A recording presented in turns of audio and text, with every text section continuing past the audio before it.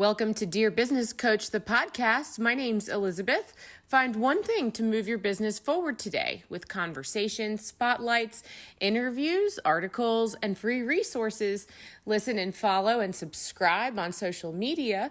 Dear Business Coach pages and groups. Dear Business Coach podcast. We're on Facebook, LinkedIn, Instagram, YouTube, and don't forget Spotify, Apple, iHeartRadio, Amazon Music, anywhere you listen to podcasts. All it takes sometimes is one little thing to move your business forward today.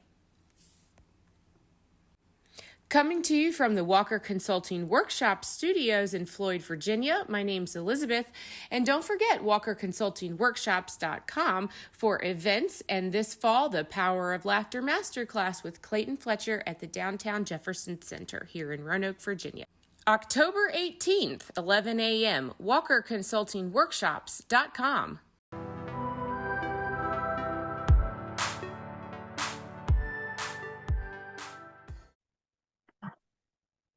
Awesome. Yeah. All right. Well, Kat Sosnick, thank you for coming to the Dear Business Coach podcast. How are you doing today? I'm good, thanks. How are you? Fine, thank you. Yeah. So I would like to read to you your headline on your LinkedIn bio or page, rather. And so I've invited you here today to talk about your work and your passion in your work. I've listened to you speak a few times, so I'm excited to have you. And Kat, I have it spelled Katsosnick. Is that correct? Correct, yes. Yeah. Okay. So consumer analyst by AM, productivity coach by PM. I help high performance professionals overcome self-doubt to boost productivity. McKinsey, Tiger, Pico, Perry, Pershing Square, Stock Judge, Gen X voice on LinkedIn, plus podcasts. Yeah. I just recently started guesting on podcasts, so thank you for having me. Okay, awesome. Well, I've listened to you a few times, and it sounds like you've been telling these stories and highlights professionally for a long time. So I would mistakenly think that you've been doing podcasts for a long time. Maybe you're just an excellent speaker. Thank you. I don't consider myself a great speaker, but I'm hoping to improve. Well, this is the place to be, and I appreciate you being here too. I have a lot to ask you. I'd like you to maybe keep me in line with what the focus is here today, that we want listeners to pay attention to what you're working on, how to get to know you. Where can people find you? What's the best way to follow and connect with you? So yeah, I woke up my LinkedIn profile about 9 months ago when I made this career progression into being both a consumer analyst, which is my original profession and has been for the past 30 or so years, and then adding productivity coach to it after completing a coaching certification for over a year. And so really, LinkedIn is my natural habitat. I'm there all the time. I love the platform, and I publish content on Tuesdays, Thursdays, Fridays, and Saturdays. So Tuesdays is my finance column, and I try to make that relatable so you don't have to be a finance professional to understand the content. Thursdays is my big day for productivity content on self-doubt, developing a high performance mindset. And on Fridays, I publish a newsletter, and it's very easy to link to that. You can just sign up on LinkedIn. It's within that ecosystem. And Saturdays, I just publish a blurb on pop culture, which is something I have a huge appetite for outside of work. So thank you for asking. That's how to get in touch with me. And I have a website at greenstreetcoaching.com, and green not as the color, but the color with an E at the end. It's the name of the street that I've been living on in New York City for the past 25 years. Yes, Green Street Coaching. So this is, I have to tell you and the listeners and watchers, I printed out your about section so I could have it. I still like having paper in front of me, and I use a notebook. And then when I needed to have your headline in front of me, this is what printed out. I got it all in big print. Oh, that looks Okay. good. So Green Street Coaching. Yes, I have that. Well, so that's you know, you you are a consumer analyst and then you added productivity coaching, I hear you say. Were you interested in studying this? I mean, obviously you went to get a certificate and get into class about it, but what was happening before you decided to get certified? Yeah, so I have been in a very narrow profession in terms of my niche for from day one of joining a hedge fund out on Wall Street in the mid 90s. I started off as a retail and consumer analyst on the buy side, which is basically picking investments for a fund, a hedge fund in my case. And throughout my career, that's all I ever did. I was always very, very focused and within this narrow group of stocks that I am familiar with, just invested. And then because of the internet, I added consumer tech and um, retailers that are online to my portfolio. And I did that. I've been doing that for the past 30 years. And I've also been mentoring, as I'm in my mid 50s now, a lot of young professionals on Wall Street for many, many years. So I've had this sort of side gig as a mentor. And then when my own kids, I have twins, went to college 2 years ago, I saw that that was a great opening and opportunity for me to formalize the coaching part of my profession. And so I wanted to really become more proficient and took on this coaching course at Brown University. And so adding coaching for high performance individuals was just a natural progression for me after working on Wall Street for so many years. Yeah. Well, now is that um is there, excuse me for being naive, but if you're working with professionals on Wall Street, do they really need to learn how to be productive? Yeah, it's a good question. So I think that taps into, and nothing is naive and nothing is a dumb question, Okay. I would say.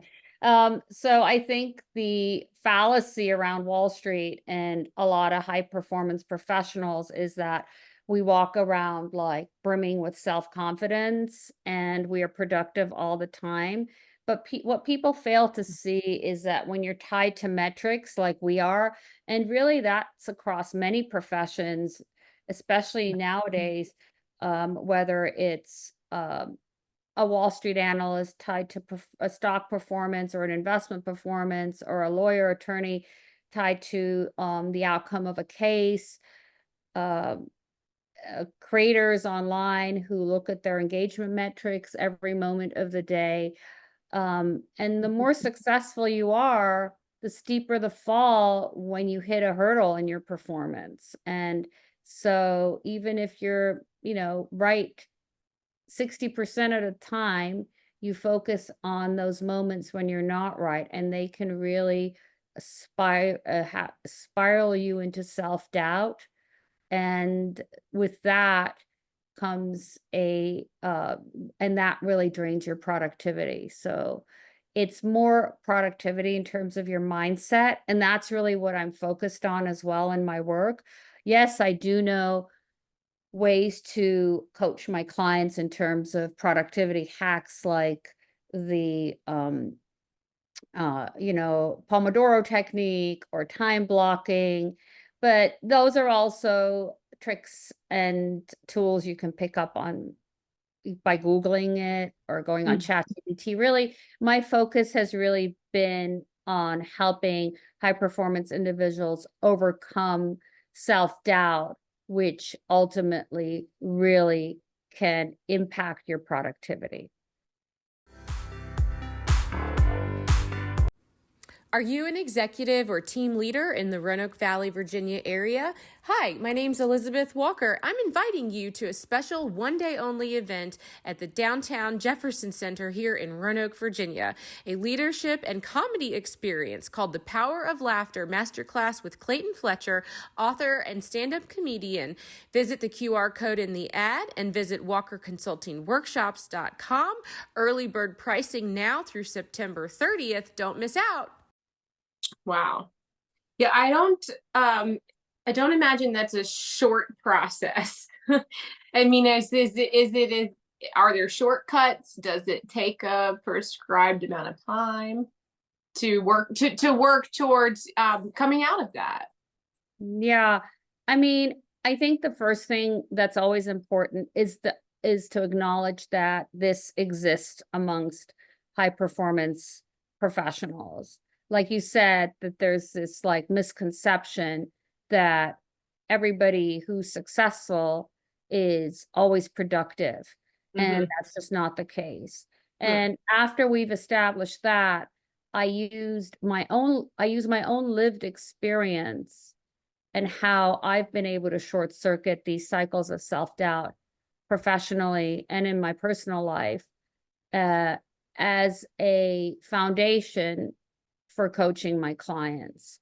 And that has been really effective. And usually my program is 4 weeks.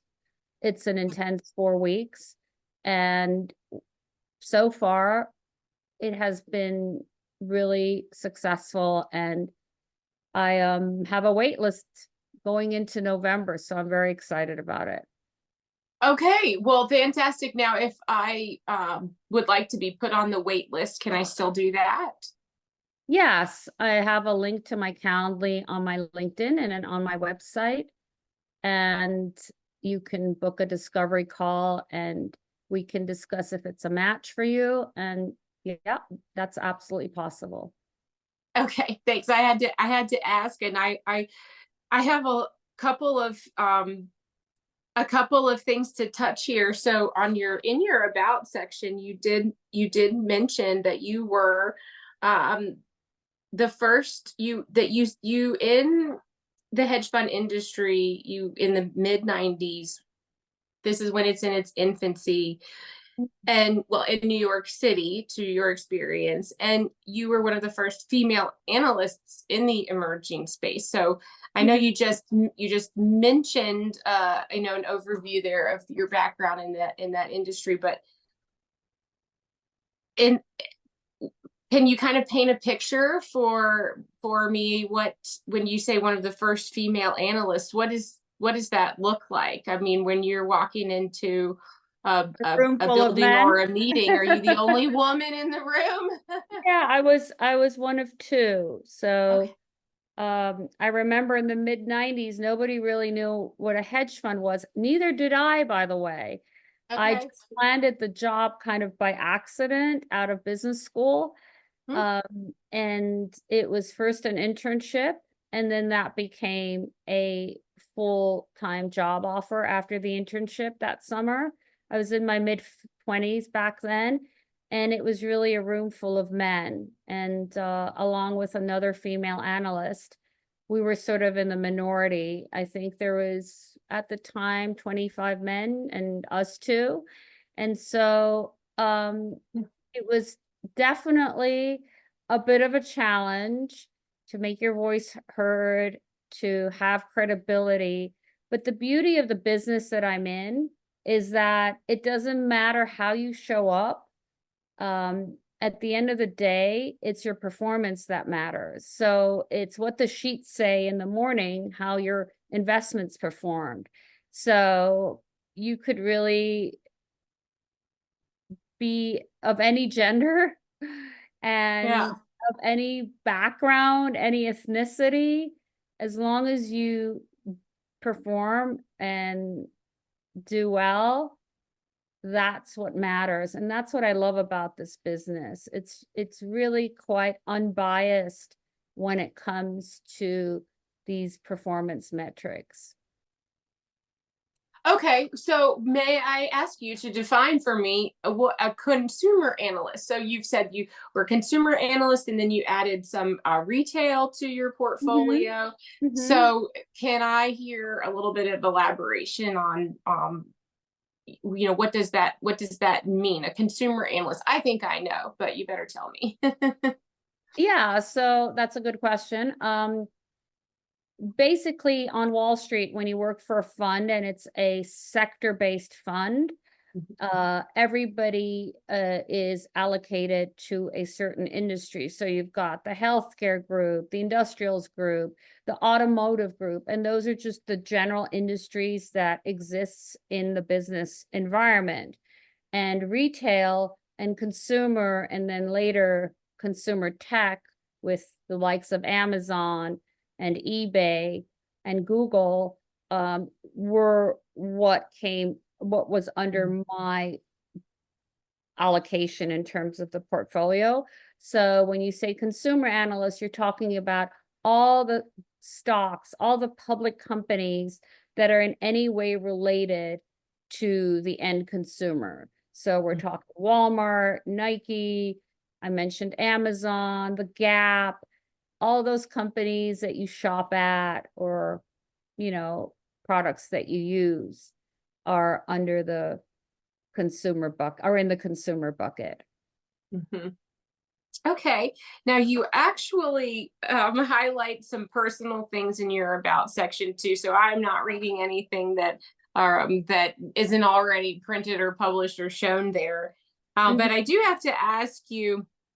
Well, you mentioned that you do publish during the week, and then we talk about pop culture on the weekends, and you have an appetite for pop culture. But you also mentioned you're an empath and unintentionally funny. You've traveled a lot, baked a lot, and I bet you have some stories about experiences of your kids at school too. So between New York City and the mountains of Snowmass, Colorado. So who is Kat Sosnick a little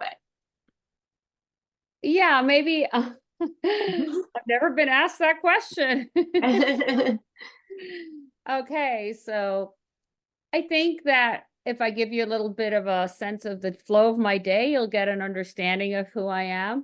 So I have my Alexa set to NPR, public radio, and that is really what I love the most, is listening to WNYC, which is the New York version of the New York station for NPR.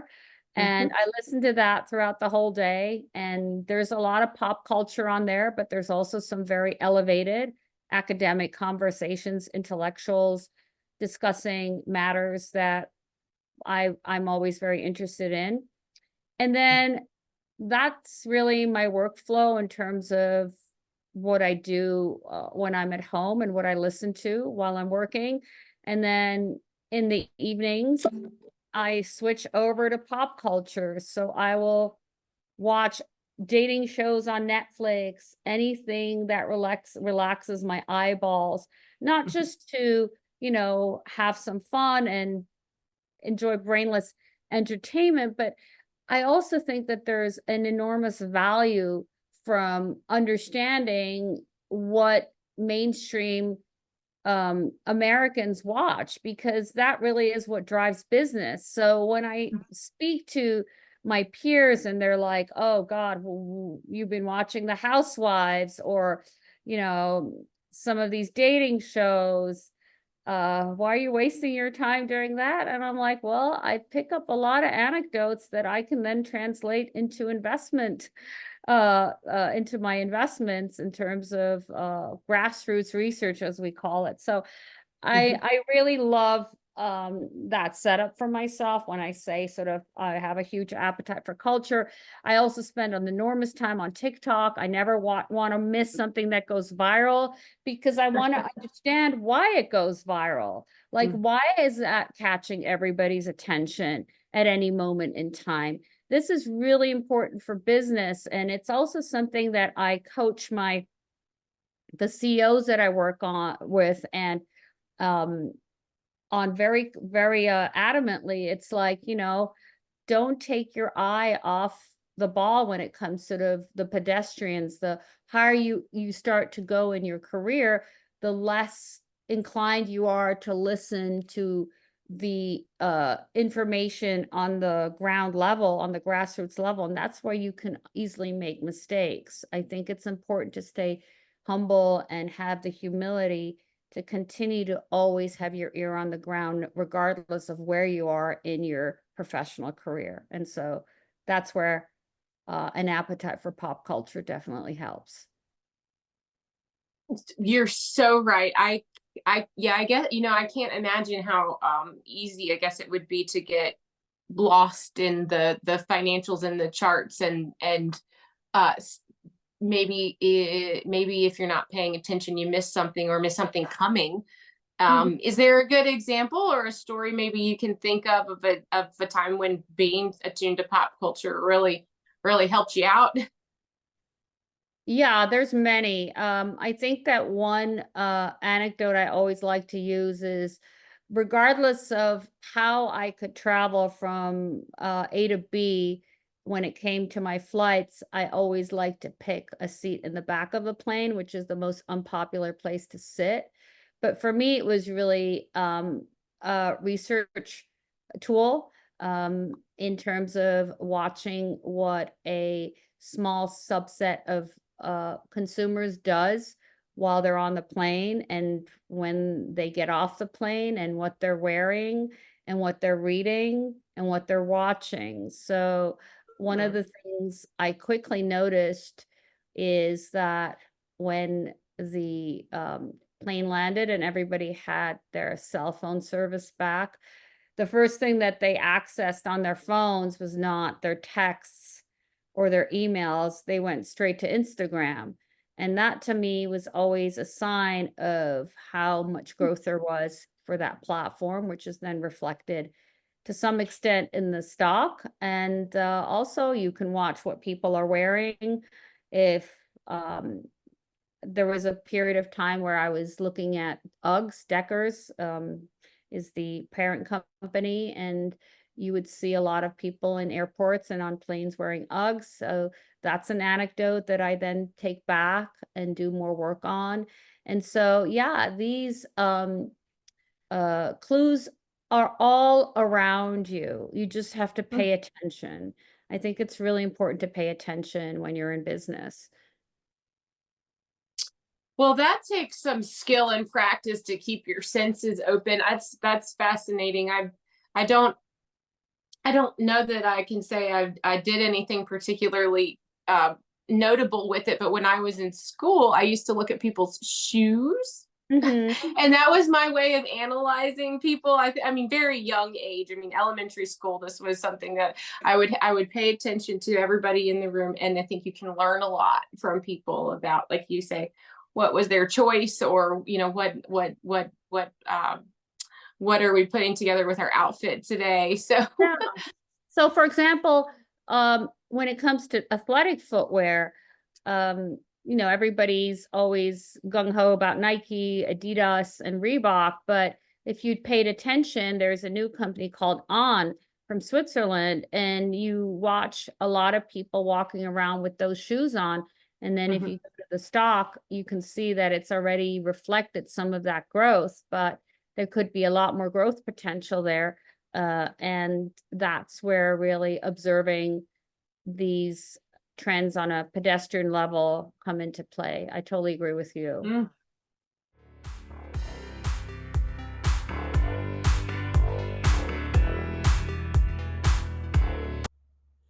Are you a LinkedIn user? If you are, you can join me for LinkedIn Live Audio with Elizabeth every week, usually on Mondays at 8:30 a.m. Eastern Time. I will have a LinkedIn Live Audio where we talk about podcasting for executives who speak and podcasting for team leaders who speak. These are the themes that are currently running. If that sounds like something you're interested, visit me, Elizabeth Walker at Work, on my LinkedIn profile. That's so fascinating. I really, that's fascinating. I imagine you, after a while of doing this, you can spot trends, but maybe you're still surprised, but really you're training yourself to pick up on things, and then how to analyze that. Mhm. So, right. So when you make an observation like this, and what can you do to see if what you're observing is something you can extrapolate Into an investment. profitably? Yeah. It's not always the case. You have to see if obviously if it's something that if it's a trend that plays into companies that are already public where you can just buy the stock, it's one thing, but then you also have to have a skill set of looking at the financials of the stock before you invest in that trend. Yeah, so it's not the whole piece of the puzzle. It's part of it. It's a good starting point, and it's a good place to test your thesis throughout your investment cycle. Okay, so productivity, and make sure I check the time. How am I doing? Great. Okay. So yeah, so tell me where we can go next as far as starting on the journey of mindset into productivity. And you said that I'm pulling this right now from your about section again. One of the biggest things that you've learned is that most successful high performing professionals have a coach in their corner.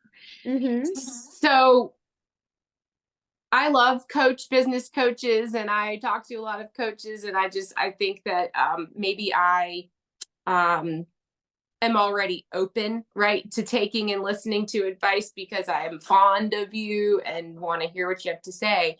But what if I'm used to doing things a certain way, right? Maybe I'm open to a coach, but if I'm already a high performance professional, as you say, there's a fallacy that high performance individuals are productive all the time. If I'm coming to you and I'm taking that step to ask you some questions to say, maybe I would like to be a little bit more productive. Are there some patterns that, right off the bat, most of us have as high performance individuals that you can look for right away? Yeah, so I think one of the patterns in high achievers and we're talking high achievers in terms of their educational background, college, and then potentially grad school. Those high achievers that then transition to becoming high performers. One of my clients said this the best. He said that when you're a high achiever in academics, you're right almost 90 to 100% of the time. You nail your exams, you're an A+ student, you're valedictorian. There's always a single outcome you can chase, and the ways to achieve that outcome are pretty tangible. And then if you then find yourself in the work environment, there's no guarantee to being right. You could be right 45% of the time. You could never be right, or you could be right all the time.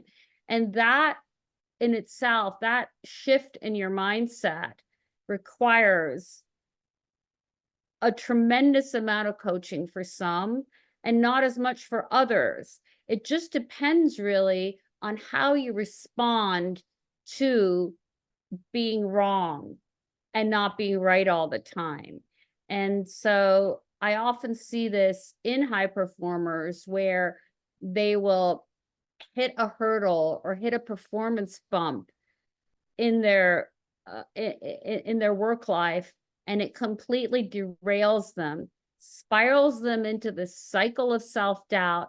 They reach rock bottom and they become completely unproductive, and they're stuck. And so one of the things we work on is being able to figure out a way that works for them to short circuit these cycles so that they don't spiral that way, they don't reach rock bottom, and they're on high alert each time this happens.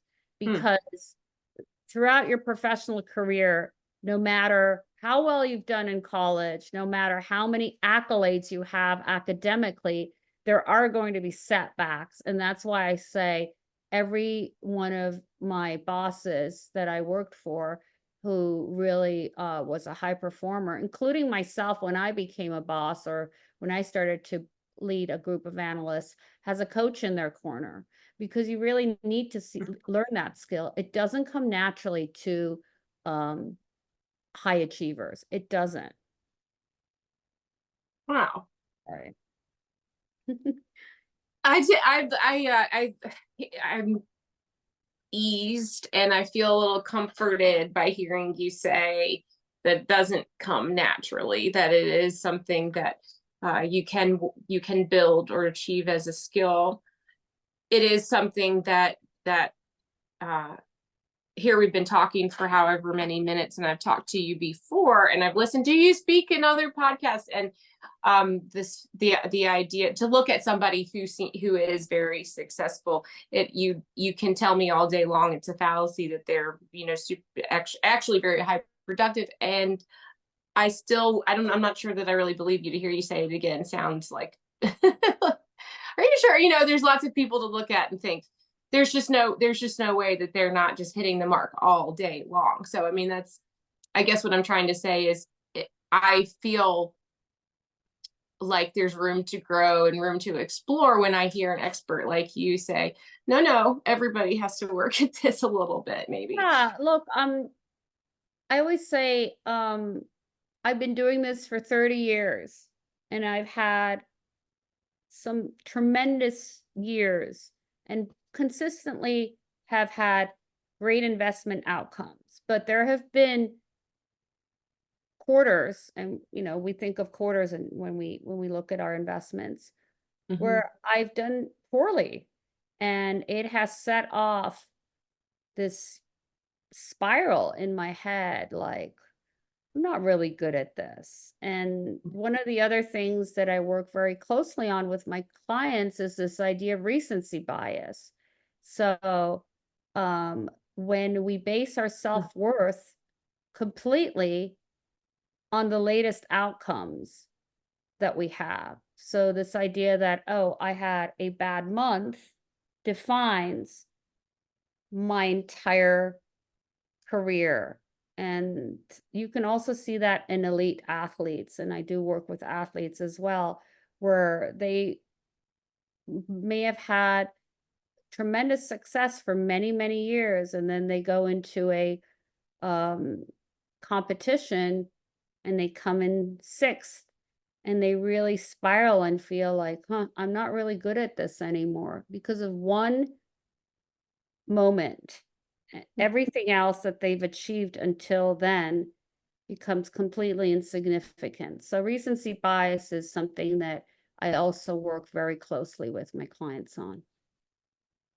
Wow. Yeah, that's I wasn't expecting you to say that. I've heard that term before.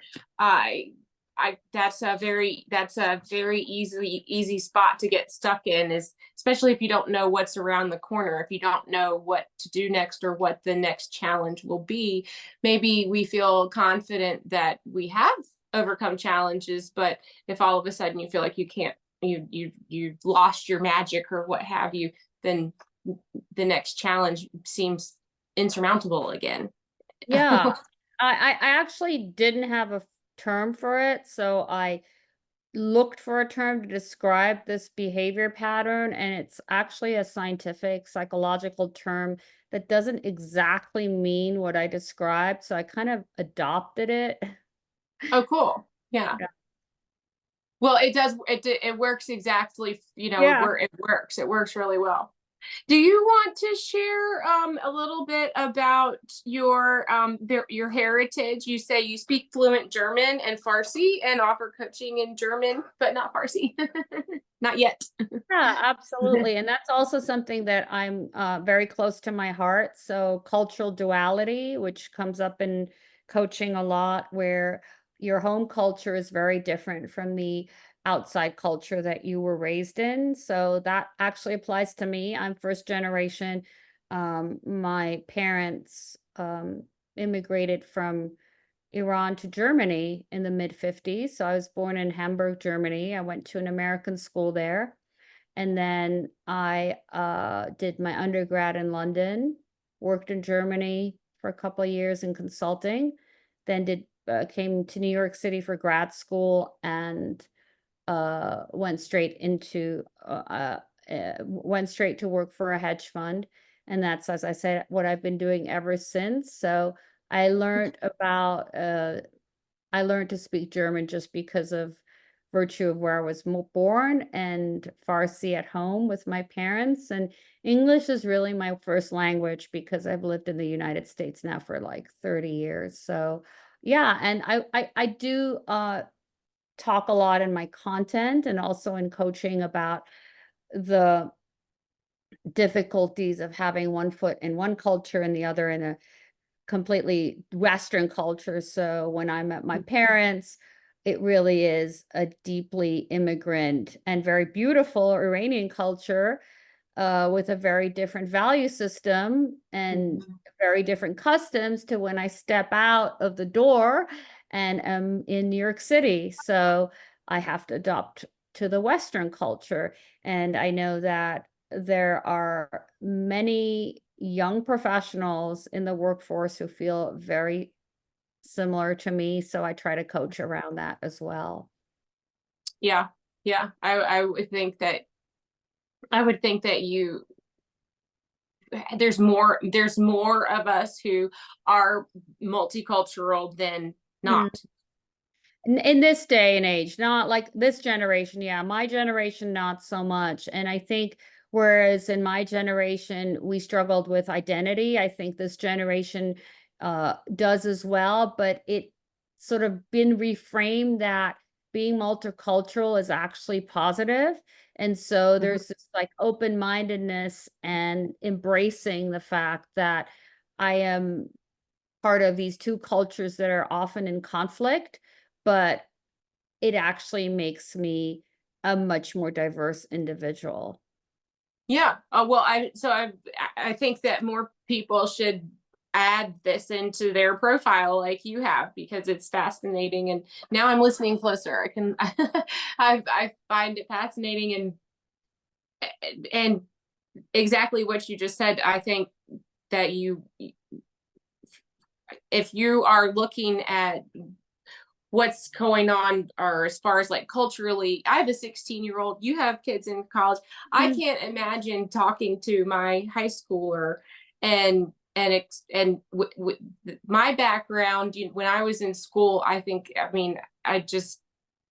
know if I ever went to school with anybody from a different country at all, like ever. I don't think I did. And I have lived in small cities, towns, big cities. I've moved around a little bit. I'm in Virginia. I've been to school in the Richmond area. That's not a huge city, but I mean, it is, most people have heard of it in the United States. So, I mean, it's pretty, I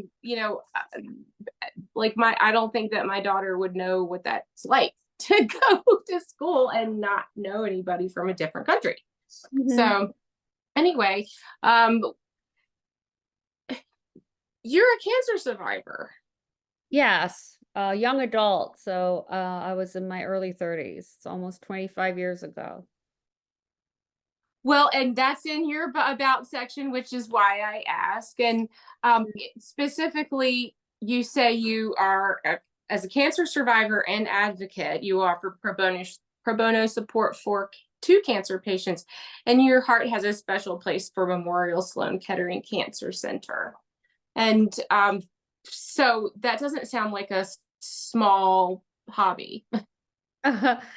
Well, it's both my passion and my advocacy work outside of my day-to-day. I think when you've been out of the disease for as long as I have now, and I had stage 4 Hodgkin's disease, which thankfully is pretty curable, but it's still stage 4, and it still was a really, really rigorous treatment protocol of chemo and radiation. So I've lived with late stage side effects, and some of my advocacy work is in the survivorship arena, but mainly I work at the hospital with patients who are going through cancer and helping them navigate the process both in terms of how to approach treatment and also emotionally, how to try and keep sort of a flow to their day instead of completely freezing up because of the fear of the disease or the impact the treatments have on you. So it's some productivity coaching, but really I'm just sort of there as an emotional support system when it comes to the cancer work that I do, the cancer advocacy work. Wow. And is that something that has informed you when you're coaching with folks in terms of this mindset? Do you encounter folks like yourself who have had life circumstances that you need to talk about when you're coaching? And even though it's a professional arena that you're coaching in, does that come into play when helping folks with mindset?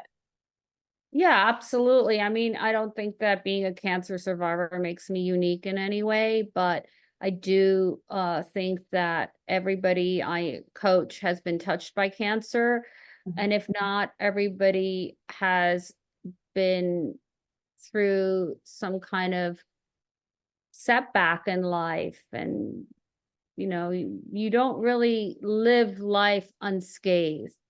That doesn't apply to anyone that I know. And whatever curveballs, you know, any curveballs that hit you throughout life, you have to become attuned to the fact that there's a way out.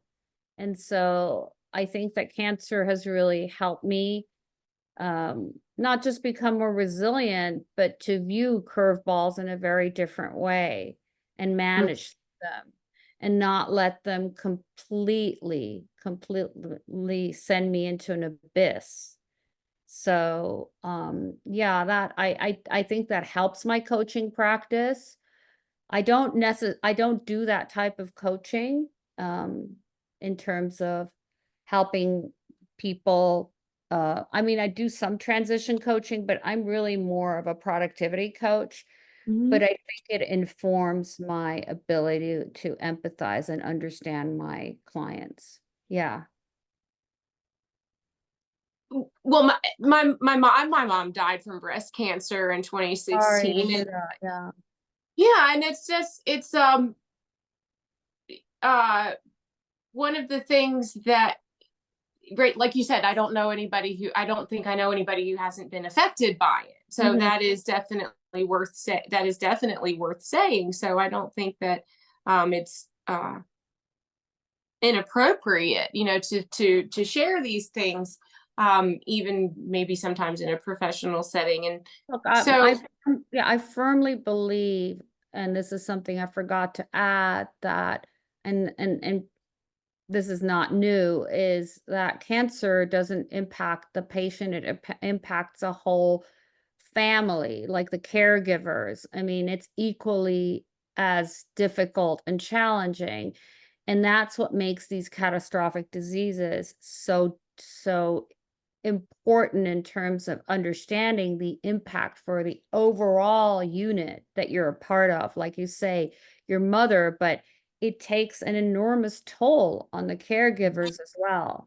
And so that's something that I also am very familiar with. And some of my pro bono coaching is with caregivers as well.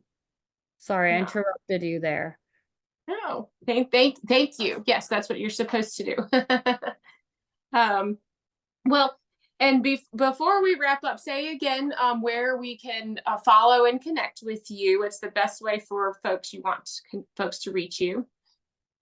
Yeah, so first off, Elizabeth, thank you for this opportunity. I just recently started guesting on podcasts and you just reached out to me cold on LinkedIn. So I Oh want to yeah. to you and want to cheer on LinkedIn as the best professional platform and the best social media to actually put effort into because there's huge paybacks on there. Again, my LinkedIn, Kat Sosnick, just connect with me there, sign up for my newsletter, and follow my content. And if you want to sign up for a coaching, the link is there as well. Okay, excellent. And so I have to show you this again because it makes me giggle. Kat Sosnick, consumer analyst by AM, productivity coach by PM. This is Kat's LinkedIn page. Yeah, that's my LinkedIn page. Thank you for printing that out so beautifully and so well formatted. Today I'm a consumer analyst by AM, a productivity coach by PM, but a podcast guest at noon. So I've loved At it. noon. Perfect. All right. Thank you, Elizabeth. Thank you so much, and hope talk to you soon. Okay.